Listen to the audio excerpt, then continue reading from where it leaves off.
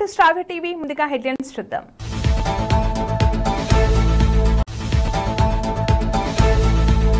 మత్తు పదార్థాలకు దూరంగా ఉండండి. Zaheerabad rural SI. ఏసీపీని కలిసిన కృష్ణమూర్తిచారి. ఫోన్ ట్యాపింగ్ అంశంపై జూబ్లీహిల్స్ పోలీస్ స్టేషన్లో విచారణకు హాజరైన ఎమ్మెల్సీ తీన్మార్ మల్లన్న. ఏపీలో 66 వ్యవసాయ మార్కెట్ కమిటీల చైర్మన్ల నియామకం. అగ్నిమాపక కేంద్రాన్ని ప్రారంభించిన ప్రభుత్వ విప్ ఆలేరు ఎమ్మెల్యే బీర్ల ఐలయ్య.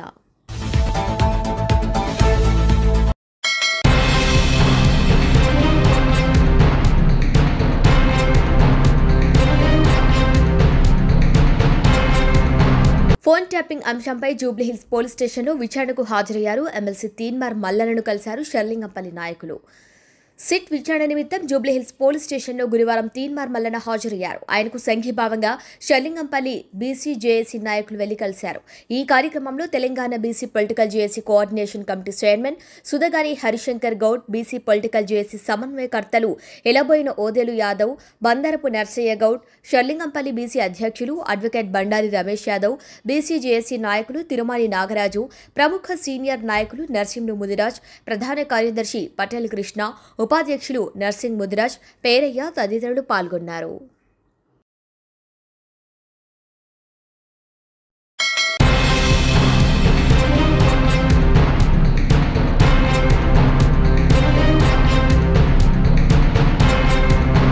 క్రమశిక్షణకు మారుపేరు ఆపదలో నేనున్నానంటూ అభయహస్తమిచ్చే ఆపద్ బాంధవుడు, విశాల హృదయుడు, శౌర్యవంతుడు హైదరాబాద్ ఏసీపీ కేఎం కిరణ్ కుమార్ 34 సంవత్సరాలు పోలీస్ శాఖలో సర్వీస్ను పూర్తి చేసుకుని 35వ సంవత్సరంలోకి అడుగుపెడుతున్న సందర్భంగా కంజల కృష్ణమూర్తిచారి ఫౌండేషన్ చైర్మన్ మరియు విశ్వ బ్రాహ్మణ విశ్వకర్మ ఐక్య సంఘం పటాన్చెరు నియోజకవర్గం అధ్యక్షులు కంజల కృష్ణమూర్తిచారి కలిసి సన్మానించి హార్దిక శుభాకాంక్షలు తెలిపారు. ఈ కార్యక్రమంలో రాజేందర్ చారి, సునంద, సాయి వెంకటహర్ష, శ్రీనివాస్ చారి తదితరులు పాల్గొన్నారు.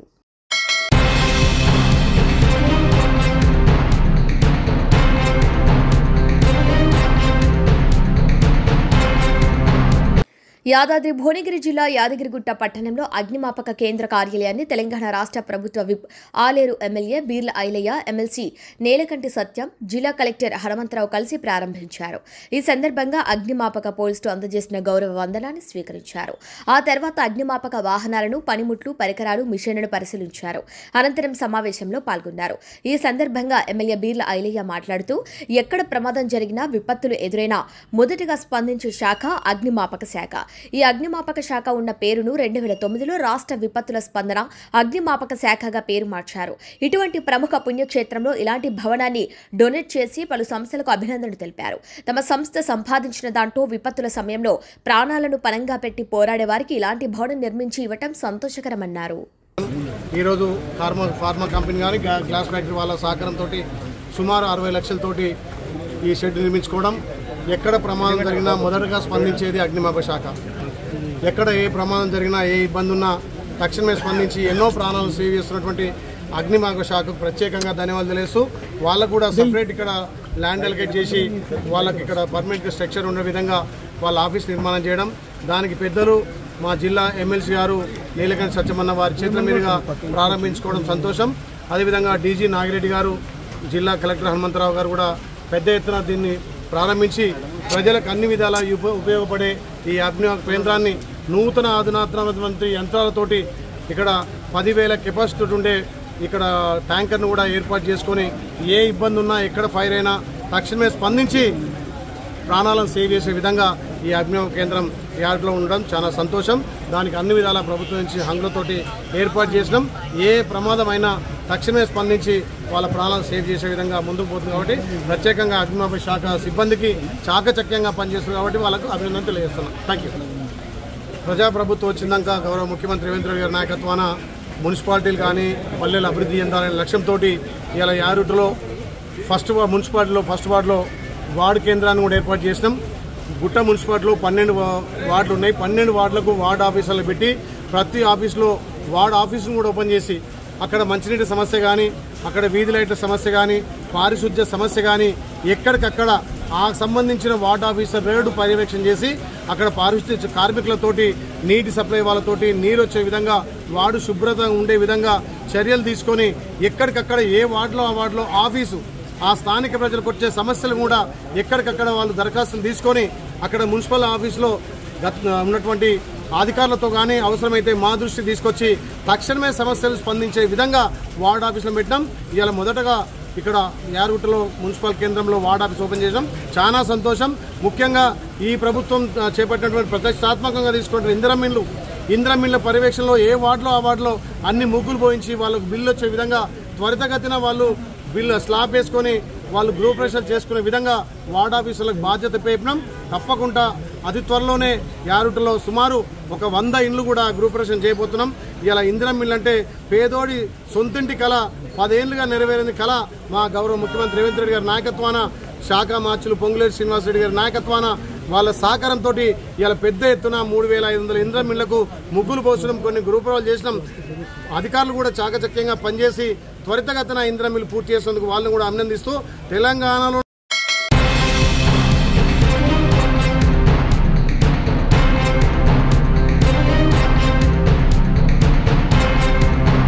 ఆంధ్రప్రదేశ్లోని కూటమి ప్రభుత్వం వ్యవసాయ మార్కెట్ కమిటీల నియామకాలపై కీలక నిర్ణయం తీసుకుంది.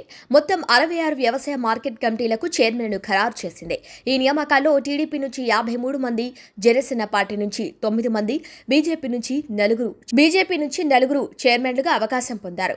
ఈ 66 చైర్మన్ పదవుల్లో సామాజిక వర్గాల ప్రాతినిధ్యాన్ని పరిగణలోకి తీసుకున్నారు. ఇక బీసీ సామాజిక వర్గాల నుంచి 17 మంది, షెడ్యూల్డ్ కులాల నుంచి 10 మంది, షెడ్యూల్ తెగల నుంచి 5, మైనార్టీల నుంచి 5 చైర్మన్లుగా నియమితులయ్యారు. ఈ నియామకాలు రాష్ట్రంలోని వివిధ ప్రాంతాల్లో వ్యవసాయ మార్కెట్ కమిటీలను బలోపేతం చేయడంతో పాటు స్థానిక నాయకత్వానికి అవకాశం కల్పించే లక్ష్యంతో జరిగాయి. ఈ చైర్మన్ల నియామకం ద్వారా వ్యవసాయ రంగంలో సమర్థవంతమైన నిర్వహణ, రైతులకు మెరుగైన సేవలు అందించేందుకు కూటమి ప్రభుత్వం కట్టుబడి ఉన్నట్లు తెలిపింది.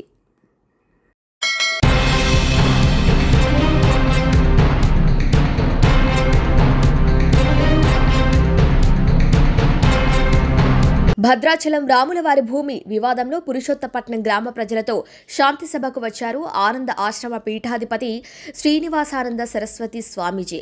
ఆంధ్రప్రదేశ్ సాధు పరిషత్ గౌరవ అధ్యక్షులు శ్రీ అట్లూరి నారాయణరావు. స్వామీజీ రామయ్య భూముల వివాదానికి గల కారణమేంటి? ఉభయ రాష్ట్రాల ముఖ్యమంత్రులు, రామ భక్తులు, రాష్ట్ర ప్రభుత్వాలు ఇక్కడ రామయ్య భూముల వివాదంలో చొరవ తీసుకుంటారని, దేవాదాయ శాఖ అధికారులు రామయ్యను నమ్ముకొని రామయ్యకు సేవ చేస్తూ ఉండే రైతులు బాగుంటేనే దేశం బాగుపడుతుందన్నారు. వ్యవసాయం అంటేనే రైతు చేసే సాయమని అర్థం.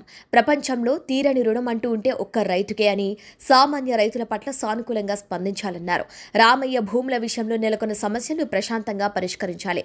అన్య మతస్థులకు భూములను అమ్మిన వారిని ఏమీ అనకుండా ఇక్కడ ఎన్నో ఏళ్లుగా ఉంటున్న రాముడి సేవలో ఉంటున్న రైతులని ఆదుకోవాలి. దేవాదాయ శాఖ అధికారులు వెంటనే అన్య మతానికి అమ్ముకున్న చర్చిలకు నోటీసు ఇచ్చి అక్కడి నుండి 12 ఎకరాల భూమిని రాముడికి వచ్చేలా చేసి అక్కడ చర్చి మరియు చర్చికి సంబంధించిన స్కూల్ను తొలగించాలి.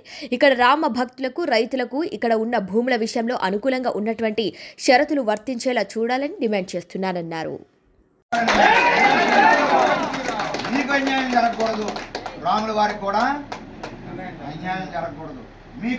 జరగాలి, రాముల వారికి న్యాయం జరగాల్సినటువంటి పరిస్థితి ఉన్నది. ఖచ్చితంగా మాకు ఆశాభావం ఉన్నది. మీకు న్యాయం జరుగుతుంది, రాముల వారికి కూడా న్యాయం జరుగుతుంది. చెప్పే విధానంలో చెప్పాలి. దయచేసి మరొకసారి మేము దేవాదాయ శాఖ అధికారులు మేము కోరుతున్నాం, మీకు చిత్తశుద్ధి ఉంటే ఈరోజు సభాముఖంగా మేము ప్రార్థిస్తూ ఉన్నాం. ఈరోజే మీరు తక్షణమే ఆ 12 ఎకరాల్లో ఏదైతే సెయింట్ స్కూల్ పెట్టారో, ఏదైతే పెద్ద ఎకరాల్లో చర్చి కట్టారో, రాముల వారిని దుర్భాషలాడుతున్నారో, ఈ రోజే మీరు సాయంత్రం నోటీసులు ఇచ్చి ఆ భూములు తొలగించి ఈరోజే ప్రారంభించాలని దేవాదాయ శాఖలు మేము కోరుతూ, ఖచ్చితంగా మీకు న్యాయం జరిగేంత వరకు కూడా ఆంధ్రప్రదేశ్ సాధు పరిషత్తు మీ అందరూ మా సోదరులు. రాముడు ఆనందిస్తున్నారు. రాముడు ఆనందించాలంటే మీరు ఆనందంగా ఉండాలి. మీలో ఒక్కరైనా కన్నీరు పెట్టి బాధపడితే భద్రాచల రాముడు ఆనందంగా భద్రాచలంలో ఉండడు. ఇది గమనించాలి. ఉభయ ప్రభుత్వాలు కూడా ఇది గమనించాలి. దేవాదాయ శాఖ అధికారులు కూడా గమనించాలి. ఈ పరిసర రాముల వారి భద్రాచలం పరిసర గ్రామాల్లో ఏ ఒక్క భక్తుడైనా కన్నీరు పెట్టి ఏడిస్తే రాముల వారి పూజలు స్వీకరించరు. కాబట్టి ఖచ్చితమైనటువంటి పరిష్కార మార్గాన్ని మనం చూద్దాం.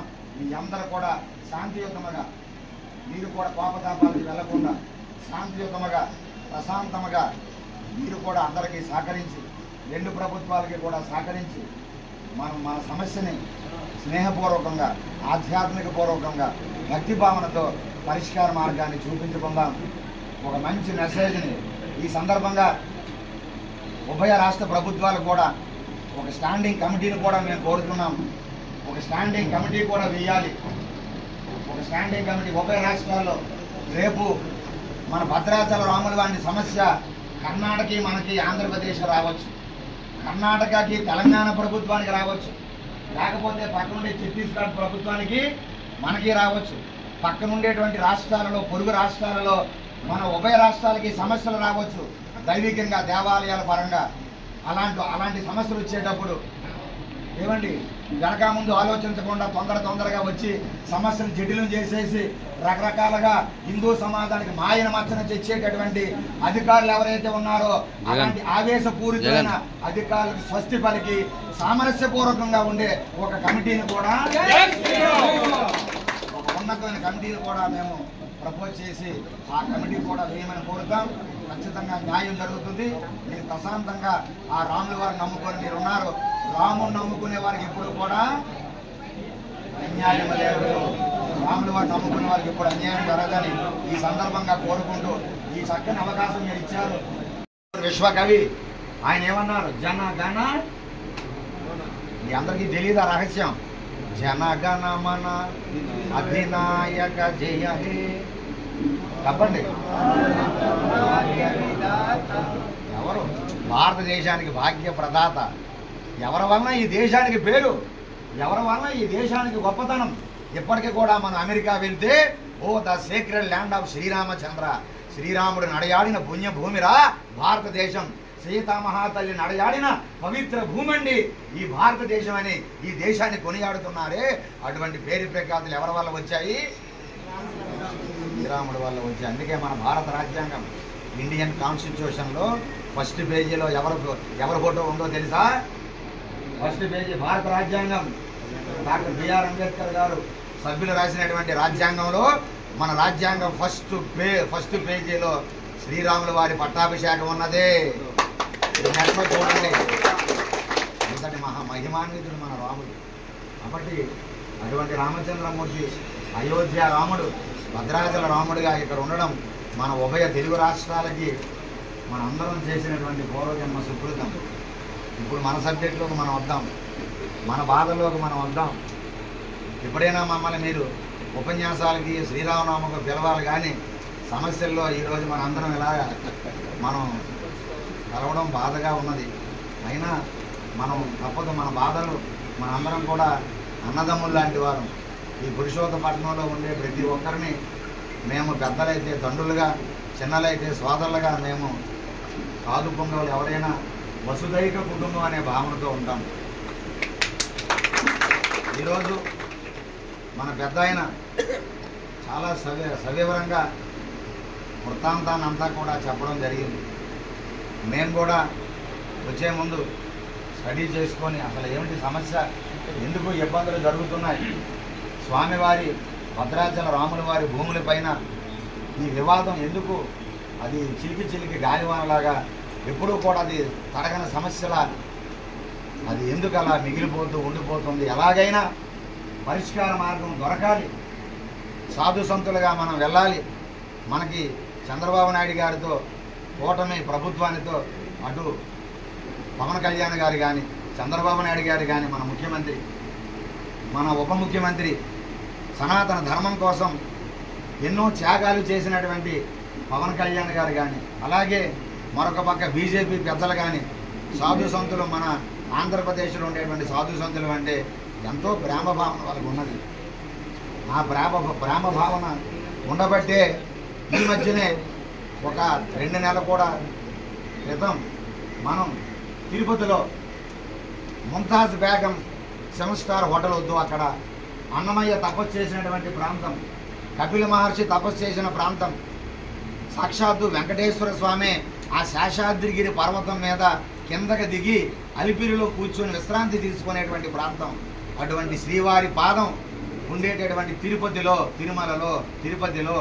ఆ కిందని ముస్లిం హోటల్ వద్దు అయ్యా ముఖ్యమంత్రి గారు అని మనం సాధు పరిషత్తు మేము మన అట్లూరు నారాయణరావు గారు గౌరవ అధ్యక్షులు అలాగే మా రామచంద్రమూర్తి గారు మేమందరం కూడా వెళ్ళి అక్కడ నిరాహార దీక్ష చేశాం. చేయగానే ముఖ్యమంత్రి గారి విషయాన్ని గౌరవించి పిలిపించి మాట్లాడి వెంటనే ఉండేటటువంటి పాత జీవో ఏదైతే ఉన్నదో ఆ 20 ఎకరాల 60 సెంట్లు భూమిని గత ప్రభుత్వం కేటాయించిన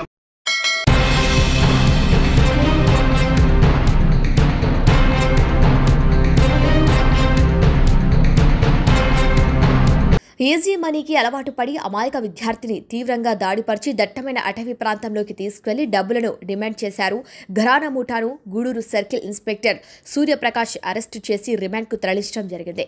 ఇక జిల్లాలోని గూడూరు సర్కిల్లోని కొత్తగూడ పోలీస్ స్టేషన్ పరిధిలో కేసముద్రం మండలానికి చెందిన ఒక ఇంటర్మీడియట్ విద్యార్థిని అటవీ ప్రాంతంలోకి తీసుకెళ్లి అతనిపై దాడి చేసి డబ్బులు డిమాండ్ చేయడంతో గ్రామస్తుల సహాయంతో స్థానిక పోలీస్ స్టేషన్లో ఫిర్యాదు చేయడంతో అన్ని పోలీస్ స్టేషన్లలో కేసును దర్యాప్తు చేయగా అనుమానాస్పద స్థితిలో ఉన్నటువంటి 3 వ్యక్తులను అదుపులోకి తీసుకుని విచారించగా ఆ 3 యువకులు చేసిన నేరాన్ని ఒప్పుకోవడంతో అరెస్టు చేసి రిమాండ్కు తరలించినట్లు విలేకరుల సమావేశంలో గూడూరు సీఐ సూర్యప్రకాష్ తెలిపారు.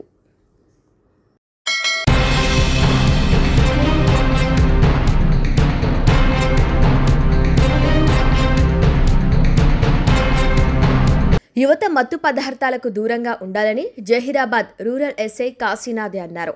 రామ్జోల్ గ్రామంలో యువజన కాంగ్రెస్ విభాగం జిల్లా అధ్యక్షుడు నరేష్ గౌడ్ సహకారంతో రామ్జోల్ వాకింగ్ వారియర్స్ పేరుతో 25 మంది యువకులకు వాకింగ్ షూస్తో పాటు టీ-షర్ట్స్ను పంపిణీ చేశారు.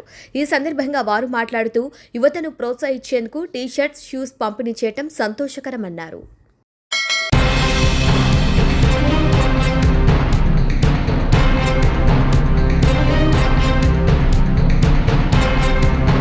బులెటిన్ ముగించే ముందు హెడ్లైన్స్ మరొకసారి. మత్తు పదార్థాలకు దూరంగా ఉండండి, జహీరాబాద్ రూరల్ ఎస్ఐ. ఏసీపీని కలిసిన కృష్ణమూర్తిచారి. ఫోన్ ట్యాపింగ్ అంశంపై జూబ్లీహిల్స్ పోలీస్ స్టేషన్లో విచారణకు హాజరైన ఎమ్మెల్సీ తీన్మార్ మల్లన్న. ఏపీలో 66 వ్యవసాయ మార్కెట్ కమిటీల చైర్మన్ల నియామకం. అగ్నిమాపక కేంద్రాన్ని ప్రారంభించిన ప్రభుత్వ whip Aler MLA Beerla Ilaiah. Bulletin updates keep watching star TV.